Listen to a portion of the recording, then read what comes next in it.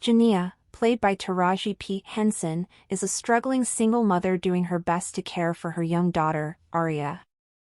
The film quickly establishes the gravity of her situation through a series of visuals that reveal the stark realities of her financial hardship. Their modest home reflects the strain of living paycheck to paycheck, and Janiyah's desperation becomes more evident when she discovers an eviction notice taped to her door, a blunt warning from her landlady that rent is overdue.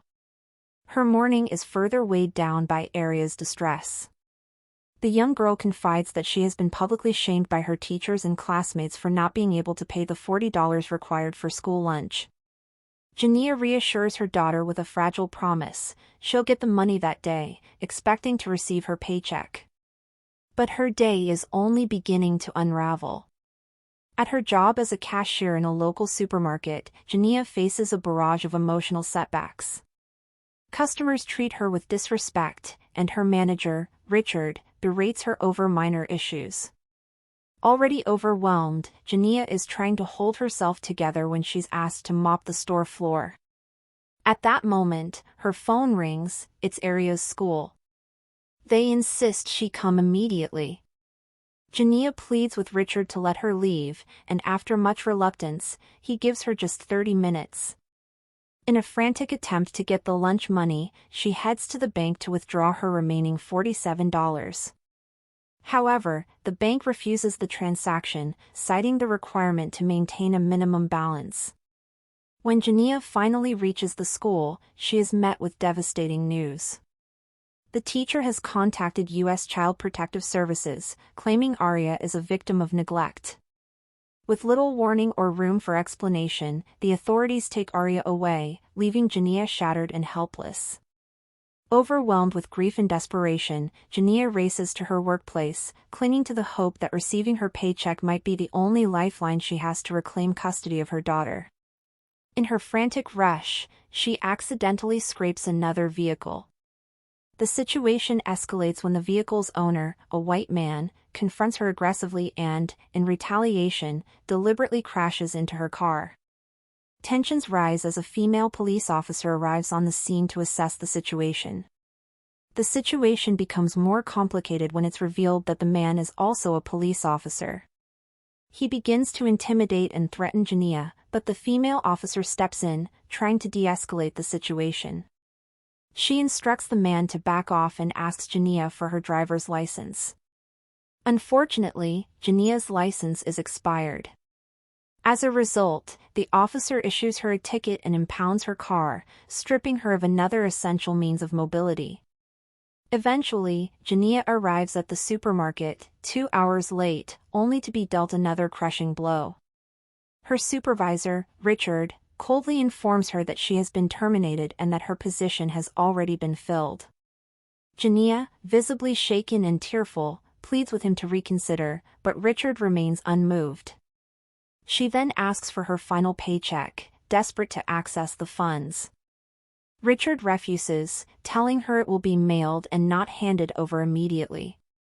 Refusing to leave without the money she so desperately needs, Janiyah continues to plead her case.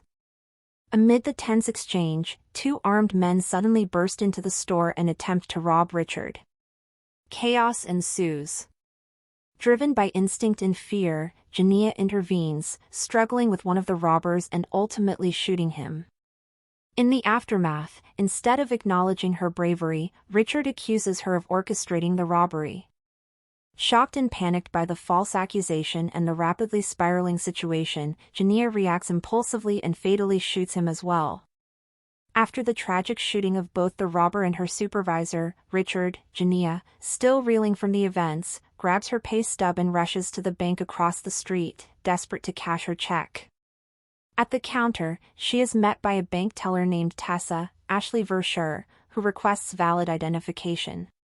Before proceeding with the transaction, it is only then that Janiyah realizes she doesn't have any form of ID with her.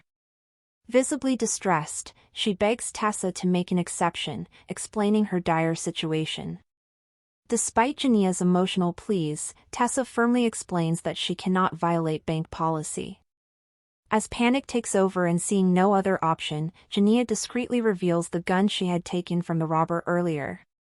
Though she does not explicitly threaten violence, the act instantly escalates the situation, transforming it, unintentionally, into an armed robbery. In response, Tessa silently presses the panic button to alert authorities. Nicole, Sherri Shepherd, the bank manager, receives a call from the police regarding the alarm. When she is asked to describe the suspect, she provides Janiyah's details to the dispatcher. Meanwhile, Detective K. Raymond, Teyana Taylor, who is already investigating the earlier incident at the supermarket, has begun to piece things together. Surveillance footage and witness testimonies have already pointed her toward a suspect named Janiyah. When the police receive Nicole's description, Raymond quickly confirms that the person now holding hostages in the bank is the same woman linked to the supermarket shootings. Back inside the bank, Janiyah is overwhelmed as she realizes that she is now being treated as a dangerous criminal, a bank robber, something she never intended to become. Emotionally unraveling, she attempts to demonstrate that she means no harm by releasing several hostages. In the end, only a handful remain inside with her: Nicole, Tessa, and an elderly woman. Just as the situation appears to be stabilizing, Janiyah sees live news footage being broadcast from outside the bank.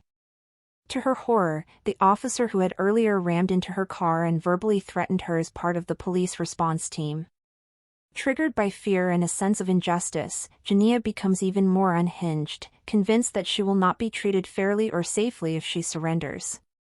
Her panic deepens, diminishing any remaining hope of a peaceful resolution.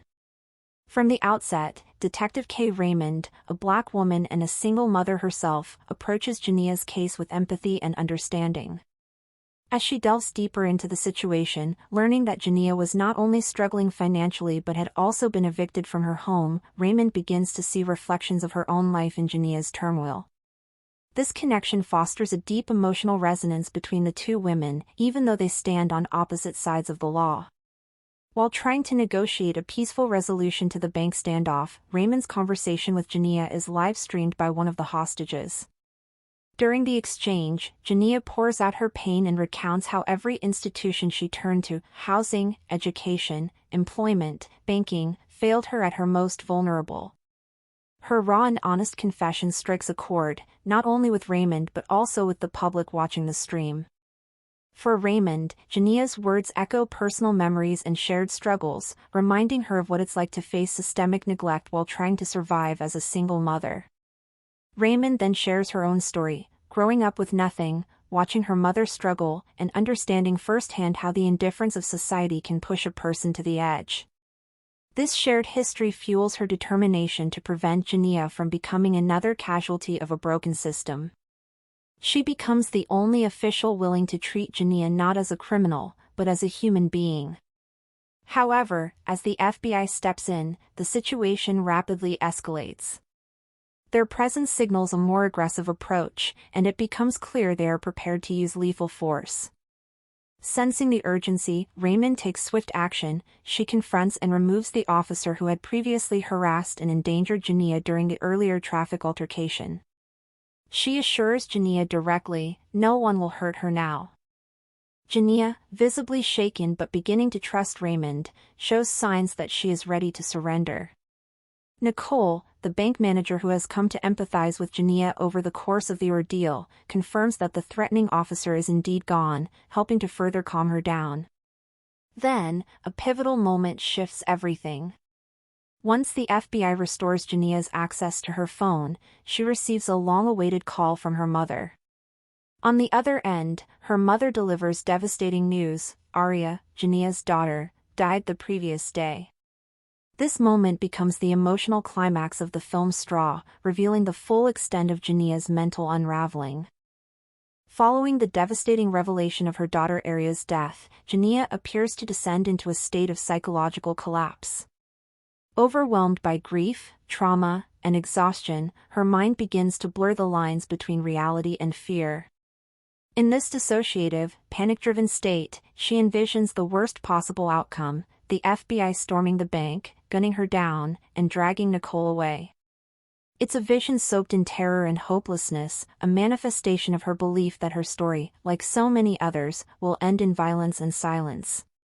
But that grim fate is only imagined. In reality, Janiyah is gently brought back to the present by Nicole, the bank manager who, over the course of the ordeal, has grown to understand and empathize with her.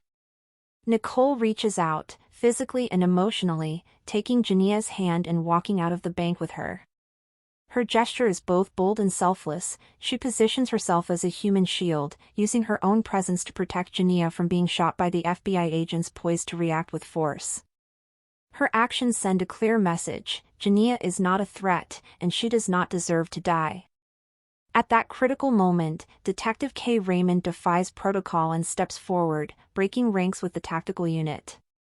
She approaches Janiyah calmly and safely places her under arrest before anyone else can make a move. Raymond's intervention ensures that Janiyah is not only physically protected but also treated with the dignity she has been denied throughout her ordeal. For the first time in the narrative, Janiyah is not silenced, she is seen, heard, and allowed to live.